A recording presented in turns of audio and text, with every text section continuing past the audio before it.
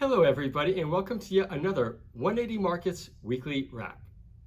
This week, we are going to talk about shorts and eggs. That's right. But I'm not talking about those shorts on your legs, and I'm not talking about the eggs that you eat every day for breakfast. Well, not directly anyway. But starting out with the shorts, the number one question that we're getting is, despite the economic doom and gloom, why is the market not falling apart? And the reason why is because of the shorts. And specifically, and I think this is critical for everybody to understand, the market is as heavily shorted as it has ever been in the last 10 years. And that is creating an underlying bid in the market, and that's why we are seeing some short squeezes and likely one of the biggest technical underpinnings to the market right now. And then onwards to eggs. Well, eggs have to do with inflation. That's right. And we are finally starting to see some signs of inflation coming down. Just for instance, the PPI number came in. It was actually negative, just 0.5%, but month over month. But that in itself is something to note. Secondly is job openings. Job openings in the last couple months are down circa about 1 million. And they can oftentimes be a precursor to lowering inflation. And finally, back down to the eggs themselves. Well, friends, eggs over the last month have had a 10% drop in absolute prices. That's right. And that is a huge move. And hopefully that will also translate into lower inflation and certainly breakfast prices that don't keep increasing. And now I'll turn it over for what happened actually on the markets themselves this week in capital markets. Over to you, Sean. Hello everyone, this is Jessica Factor from 180 Markets, and let's lead it off to Sean. Thanks, Jess. I'm at home this week. I've unfortunately had COVID, but I'm fighting fit and all good. So, average week on the market, we have seen gold. Dad, no arms. We have seen gold go up quite a lot, which is good. Rare earth seems back in fashion, and there has been a bit of stability. Now, there have been a few placements, not many. We'll start with the biggest one of the week, and we'll go over here. Let's look at GMD, and that's Genesis Minerals, so they're currently suspended.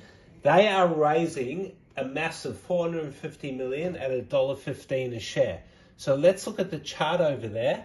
And you can see that it's in a bit of a sideways pattern, but they've announced that they're acquiring the Leonora assets of St. Barbara.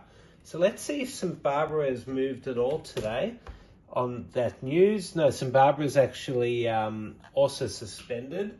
So, yeah, very interesting one there. Another raise happened yesterday, Way2VAT, W2V, and I would say way too many capital raises for Way2VAT. This is about their third or fourth in the last few months. They were a 20-cent IPO.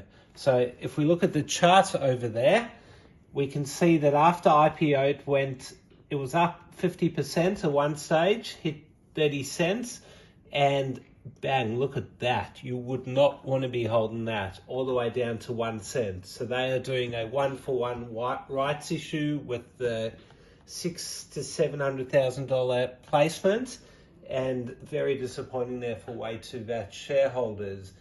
AUN, another very disappointing stock. So let's look at the 1 year chart there. That has been down and down. This is also their third or fourth capital raise recently. So they've had to reprice their rights issue from 4 cents to 3 cents. They did do a 4-cent placement recently, so you would not be happy if you were taking that one. Now, another raise that happened this week, and another, I'd say, disappointing one because of the price it's been done at, PVS, Pivotal Systems. So the last price there was 2.6. We're zooming in on the chart, I hope. Yep. And that one was being done at 0.8 of a share. So that's a massive discount. Now that's actually going to be a 4-for-1 rights issue. So that means if you own 1 share, you're entitled to take up 4 at 0.8. So they're trying to get underwriters for that. I'm not sure if it's fully underwritten yet, but we'll see how they go. Another one, WMG, they raised money at 34 cents, I believe, so 2.5 million through Sanlam. Let's look at the chart very closely there, camera girl. So we can see it had a massive run up last week, and it was trading at 12 cents before, and they announced that there was nickel sulfide in their test work that they recently did. So ran up to 40 cents, did a raise at 34 cents, and great that they got that away. So a great result there. Now, this week, as we said before, rare earth stocks have gone nuts, but gold stocks as well. So if we look at the rare earth stock that moved this week is Codrus Minerals. So let's look at the chart over there. They announced drilling commences at their niobium rare earth project, and it's not a very well-known stock. There's quite a few of them that are popping up now, rare earth stocks, and that one had a big run up from, I'd say, low 8s to 12 cents during this week, and it'll be interesting to see what happens there. They were 20-cent IPOs, so trying to get back a little bit of its gains. Dad, stop saying Sorry. STM. So they are a big mover today, actually. They announced a major discovery, and they got visible gold in a new hole there. So this is their second hole that they're drilling, and there are rigs on site, and this one's open, so there's a lot of news to come there, and clearly the market's getting very excited. They did hit a high of 4 cents this morning, but it's slightly off now. OMA, let's take a look at that one. So they are up another 17%, and let's look at the chart over there. So they 31 cents. They were trading at 20 cents this week, so they're up more than 50% this week. They announced a massive intersection of gas, and yeah, that's at their Canyon project. So hopefully for shareholders there, the good news will keep coming. Another big up this week is 4DX. I actually think we may have mentioned it last week. So this one has tripled in just, I'd say, about 6 days of trading. So last week they announced a contract with the University of Miami, and then this week they announced that Dr. David Shulkin has joined the board. So very exciting times there for 4DX shareholders. This is one that you dream of owning when it just triples in a week. And yeah, let's see where it goes to from here. Let's look at an IPO this week. There haven't been many IPOs recently, but this one was a good one. Evergreen Lithium. Well done to Taylor Collison. That was a 20-cent IPO.